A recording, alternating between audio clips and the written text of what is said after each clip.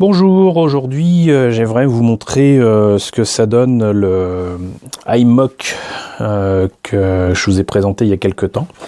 iMock que j'ai fait en montant également le set d'accessoires d'armes et d'éléments qui permettraient éventuellement de le customiser. Qui a été vendu par Bandai. Ce que je peux vous dire, c'est que je suis très agréablement surpris par la qualité de l'objet. C'est un kit qui était vraiment très agréable à monter. Je l'ai juste peint de base, hein, donc ce qui était gris, j'ai fait en gris, ce qui était vert, j'ai fait un vert qui est sombre, suivi d'un petit coup de vert un petit peu plus clair pour lui donner un petit peu de substance. Les accessoires, les armes sont pas mal. Je suis assez surpris par la qualité des autocollants qui étaient à placer ici sur l'œil et sur les épaules. De loin en tout cas ça fonctionne très bien, mais dès que j'en ai la possibilité, non seulement je vais reprendre la peinture bien évidemment parce qu'il y a encore beaucoup de détails à rajouter, mais surtout je vais remplacer tout ça par des petits cabochons, des petits bijoux fantaisie, et ça rendra encore mieux. Ce que je trouve formidable aussi, c'est que c'est vraiment un kit qui est fait pour être customisé, mais avant de vous montrer tout ça, vous montrer quand même ce que se donnent les autres armes. L'arme de base, c'est celle-ci. Donc là, j'ai mis cette espèce de Gatling qui est dans le set d'accessoires, ainsi que cette espèce de gros marteau. Alors le détail qui tue, c'est que je l'ai pas mis dans le bon sens, mais c'est que visiblement pour aider à écraser encore mieux ses ennemis, j'imagine que là il y a un réacteur ou quoi qui permet de manipuler encore plus facilement cette massue. Vous avez une hache. Et vous avez une espèce d'arme avec un cutter. Il faudrait absolument que je peigne ça en argenté et en acier pour rendre ça bien. J'ai trouvé ça vraiment très très cool. Comme je disais, il y avait aussi une tête à remplacer ici qui permet de customiser en rajoutant des pièces d'autres Gundam, comme on voit dans le dessin animé. Et le truc qui m'a surpris, que j'avais pas spécialement noté, c'est que vous avez deux petites pièces qui ont l'air de rien là.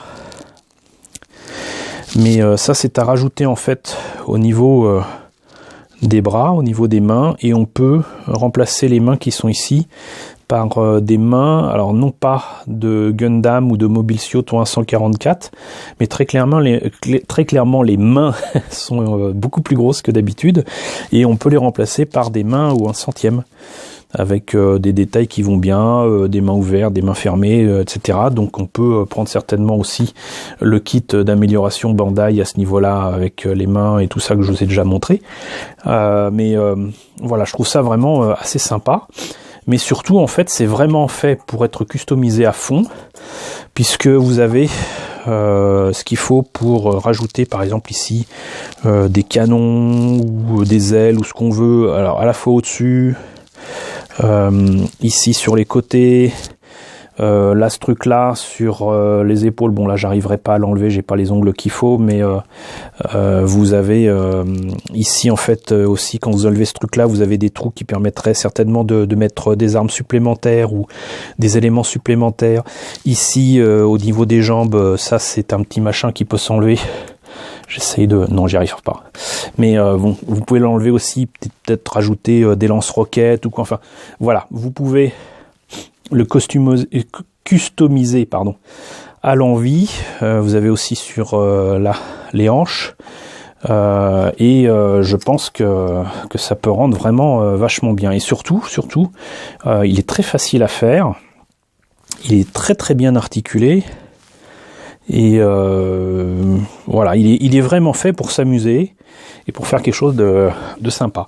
Le seul problème, c'est qu'il est un peu petit par rapport à des Mobile Suit normaux. Il me fait plus penser à un iGog, ou c'est peut-être le Gelgoog, je sais plus. Non, c'est le Aigog, je crois. Enfin bon, bref, un de ces mechas maritimes de Zéon de la série originale. Mais reste que c'est une maquette et un mecha qui ouvre sur pas mal de possibilités et qui est vraiment fait pour ça. Donc je trouve vraiment très très sympa, et là déjà je le vois bien avec des boucliers supplémentaires, des machins de partout. Quand je vais travailler dessus, je pense que je vais m'amuser comme un petit fou, voilà. Donc c'était juste pour vous présenter ce que ça donne une fois monté et la première phase de peinture. Donc pour ce iMock au 144 de Gundam Bullfighter, je rappelle que la série est disponible sur Crunchyroll. Que vous pouvez regarder la première saison et la deuxième saison chez eux en version originale sous-titrée français. Si vous voulez découvrir les backlogs qui sont les suites, qui sont vraiment des publicités même pas cachées des derniers mechas sortis chez Bandai, c'est disponible gratuitement aussi et légalement surtout sur YouTube, sur la chaîne Gundam Info. Donc voilà, vous savez tout, vous savez à quoi ressemble cette maquette, je vous la recommande chaudement, et je vous retrouve du coup très bientôt pour la présentation de nouvelles maquettes Gundam. Et avant que j'oublie, déjà, si vous avez aimé cette présentation, n'hésitez pas à liker, n'hésitez pas à partager, et une fois de plus, merci beaucoup, vraiment beaucoup, à toutes les personnes qui m'ont rejoint dernièrement, ça fait vraiment plaisir. On est plus de 1130 je crois maintenant, et c'est vraiment super cool de voir qu'il y a autant de personnes qui s'intéressent à tous ces sujets-là. J'espère que les prochains sujets vous plairont tout autant et que vous resterez en notre compagnie. Voilà, donc à très bientôt.